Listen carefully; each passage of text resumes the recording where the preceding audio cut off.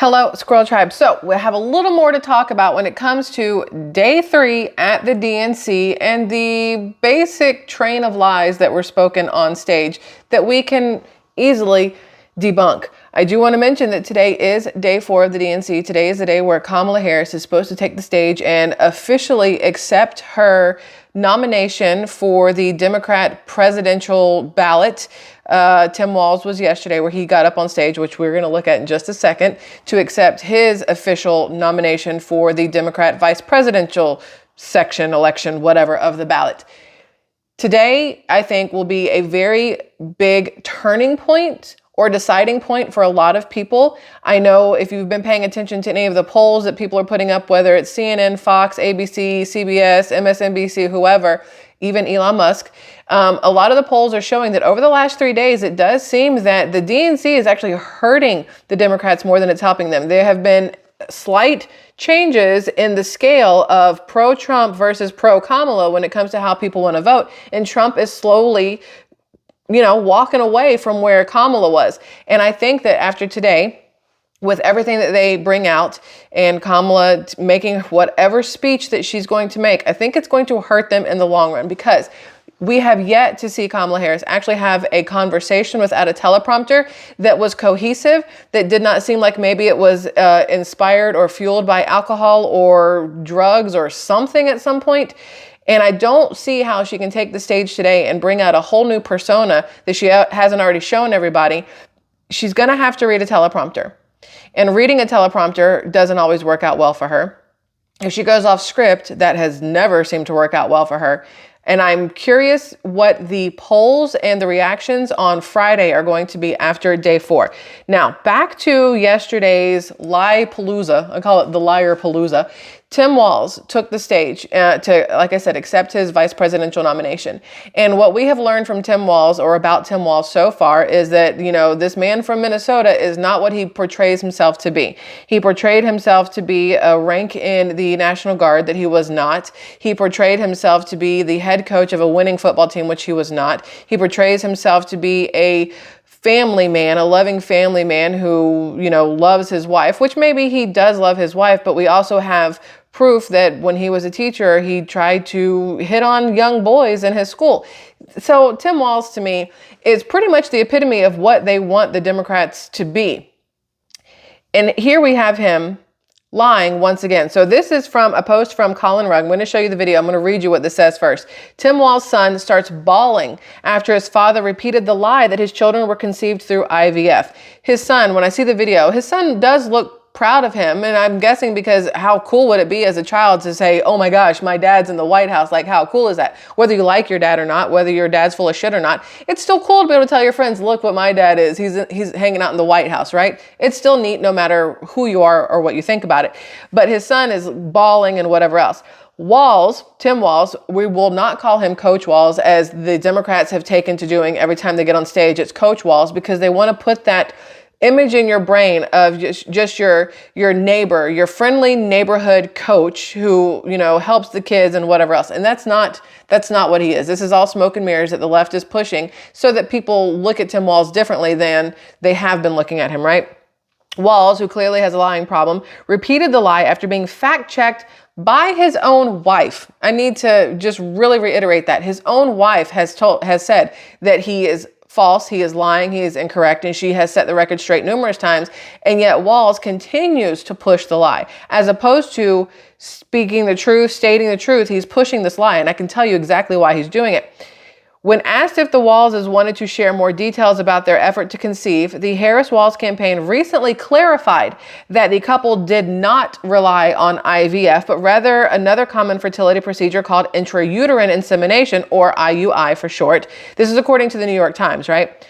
The treatments have key distinctions, right? Unlike IVF, IUI does not involve creating or discarding embryos. And so anti-abortion leaders are not trying to restrict the treatment. The shots I needed as part of the IUI process, his wife has said. Despite this fact check, Walz continues to push the lie. Now, IVF, let's see, make sure I get this right before I say it out loud because it's in my brain. Unlike IVF, IUI does not involve creating or discarding embryos. IVF does. You pull out the embryos, you shove them up. Some of them make it, some of them don't. They discard the ones that they don't think can be used. And so anti-abortion leaders are they're trying to restrict IVF, not IUI, which is why they're using IVF as a talking point, because they want families out there to be worried that IVF is going to be restricted under Donald Trump, which it's not. Donald Trump has never said anything about restricting IVF. This is a Project 2025 thing that somebody pulled apart and said the IVF was in there, but Project 2025 is not a Donald Trump platform. It's just something that the left is using to scare the shit out of people who aren't smart enough to realize they're full of crap, all right? So that's why Tim Walz continues to push the lie that his wife used IVF, because then it makes him, what's the word? Not comparable. That's stupid. Makes him, y'all, I hate when this part happens. Whatever. Makes him more like other people who have gone through IVF. Hello. I still can't think of the word. It is what it is. But I want you to actually hear what he says, because again, he reiterates a lie. And I do want you to see. It's not a golden rule. Mind your own damn business. That's how people get in trouble, though. Anyway. And that includes IVF and fertility treatments. And this is personal for Gwen and I. If you've never experienced the hell that is infertility, I guarantee you know somebody who has. And I can remember praying each night for a phone call. The pit in your stomach when the phone had rang, and the absolute agony when we heard the treatments hadn't worked. It took Gwen and I years, but we had access to fertility treatments. And when our daughter was born, we named her Hope. Hope, Gus, and Gwen, you are my entire world, and I love you.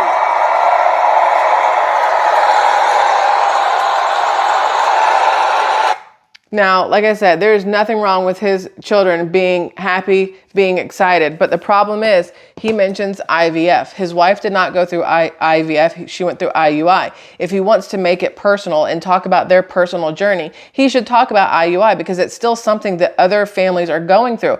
I think it's amazing that they were able to utilize reproductive care like this to have children.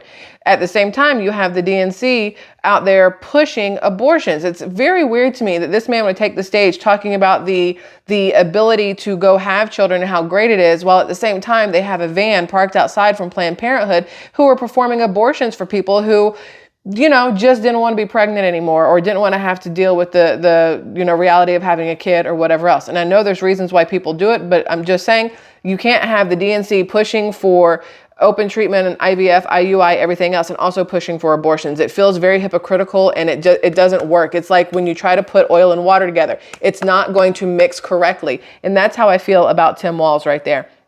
I will say that this post from Gunther Eagleman I thought was very interesting. He says, buckle up, current situation. For those of you who do not know, haven't seen a video or read about it yet, the U.S. job additions revised lower by 818,000, the largest revision since 2009. So Joe Biden has been saying that he's got the best economy. He's done the best as a president, and the longest between him and Kamala. They've created millions upon millions of jobs, and maybe they have created some jobs. Were they for, actual American citizens? No, a lot of them were for illegal immigrants, because they were giving tax breaks and credits to businesses that would hire illegal immigrants, especially in the farming and food industry, which is why places like Tyson and Smithfield and other industries have laid off so many workers, yet they've brought on so many illegal immigrants. Now, it came out yesterday on Wednesday from the labor jobs. Who was it? The labor something or other? I can't remember the full name. There's so many different 3-letter agencies out there. Whatever of labor came out and said that the Biden administration had overinflated their job making by 818,000, almost 1 million jobs that Joe Biden said that their cabinet campaign, whatever, made when they really did not. And that's a huge, huge deal, in my personal opinion. U.S. unemployment rate is now at 4.3%, which is the highest it's been since 2021. Although you have Joe Biden and Kamala Harris once again saying they have the lowest unemployment rate, that they're doing the best for the economy, for the American people, that we are the best we've ever been, and we're better than all the other countries around us. But the numbers do not lie. 5 out of the last 6 job reports have now been revised lower. Okay. A record number of Americans are now working multiple jobs. I took my dog in to get a groom this morning. He needed a haircut and a bath because he's a golden doodle. He gets really woolly and stinky and whatever else, and I can only do so much. So took him to get a groom, and the girl that was working there, I'm like, hey, wait, I've seen you. She's working 4 jobs. She's late 20s, it seems. She's working 4 jobs to be able to live, to pay rent, get food, gas, everything else. 4 jobs. That is crazy to me that we have people out there having to work literally day and night and day, just to afford, not even the American dream, just to afford to live. The American dream has, over the last 4 years, it has gone away. The American dream is only good for illegal immigrants now, it seems. They are the ones who are getting handed everything that Americans are working their asses off for. Look, the US dollar has lost 25% of its purchasing power in the last 4 years, which is why when you take your $100 to go get groceries, you're going back home with 25% less than you could have gotten just a year or 2 ago, not to mention what you could have gotten in 2019. The $100 does not go nearly as far as it used to because our dollar itself it's devaluing. It's losing its value with the economy that we have, with the people at the helm of our economy. 11% of credit card balances in the US are now delinquent, the highest in over a decade. Not just overbalance, not just, making late payments, but delinquent, meaning they're not making payments at all. If you were to factor in how many people are over credit limits, it's going to be ridiculous. If you factor in how many people are every single month having to make over limit payments or make late payments, also going to be ridiculous. But for 11% of credit card balances in the US to be considered delinquent, the highest in over a decade, tells you a lot. Because again, our dollar is worth 25% less than it was, when Donald Trump was in office. And so for that, people are having to make up that 25% difference somewhere. So they're using their credit cards. But the downside is their credit cards, they're not zero interest. They're not zero APR. They end up having to pay even more to use those credit cards, all because either they're not making enough money because they've been laid off, because they can't work 4 different jobs, or because the money they have does not go as far as it used to. They could be making the exact same amount today that they were making 4 years ago, but because everything else has changed. Your gas prices have gone up. Your food prices have gone up. Insurance has gone up, whether it's car, health, home. Your taxes have gone up, whether it's regular taxes, your land taxes, everything has gone up. And so that money that used to get you by just fine now leaves you struggling and floundering. And yet here we have people wanting to put the same people back into office to do the same thing all over again. Make that shit make sense, because it doesn't to me. Again, it's if you continuously touch a burning stove and it hurts every single time, at what point do you turn the stove off or just get smart enough to quit touching the fucking stove? And here we are with half of the United States going, no, I like burning myself. This is great. We should do this for 4 more years. I wish anybody could make that make sense, because to me, it just doesn't. It feels like the common sense has just flown the coop. It's just gone. This is what I wanted to show you guys. I don't want to show you this, but you need to see this. I was with my husband on his channel, Kevin_24x7. We just did a live stream over there, and I was telling them about how DNC Day 3 ended with a party. It's called Hotties for Harris, and it was the most disturbing thing. I, as a teenager, I went to raves, I've been to concerts, I've been to all kinds of stuff. And it's like, I'm an open-minded person. I know people want to have fun, and there's things that I might not agree with, whatever. But this to me was pushing it very, very far. So Democrats held it was called Hotties for Harris. There's a big neon sign with it. An after party last evening featuring Plan B, which is the 72-hour pill after you have unprotected or protected sex, just to ensure that no pregnancy occurs, right? Pregnancy tests, because that's what I've always wanted to do, is go to a party and pee on a stick to see if I'm pregnant while I'm there, because that makes perfect fucking sense. And UTI medication, urinary tract infection medication.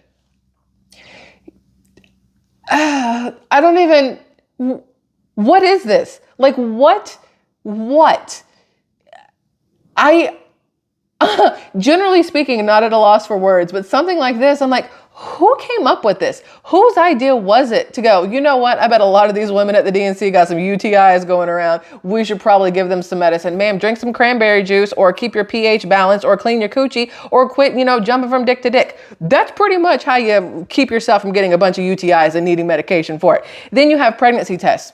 Well, use contraceptives or keep your legs closed. Then you probably wouldn't need pregnancy tests at a random party after the DNC. Are they expecting people at the DNC to be hooking up left and right and getting knocked up? Day one, you bang some random person that's there. Day two, you're like, that was probably a bad idea. Maybe we should take some plan B. Day three, you're like, oh, is it too soon to pee on a stick? And then day four, you're like, oh, it kind of burns when I pee. Maybe I need UTI medicine. I mean, whoever put this party together literally thought of everything. The DNC should be renamed the Degenerate National Convention. Yes. For me, I call it the does not compute, because whatever's happening over there does not compute in my brain. It is true. The older you get, in theory, the more conservative you get. I was probably more Democrat-ish as a child, 18 to 30 something, because I didn't know better. But as soon as I started looking around and I have a child, I see the debauchery. Debauchery National Convention. Yeah, that would work too. You see these things and you slowly start just, changing your mind on how you look at stuff. You're like, I feel like over here is where I want to be. I want to be closer to the sane, moral, normal people who understand how life works and economies work. And I'm gonna go over to the right.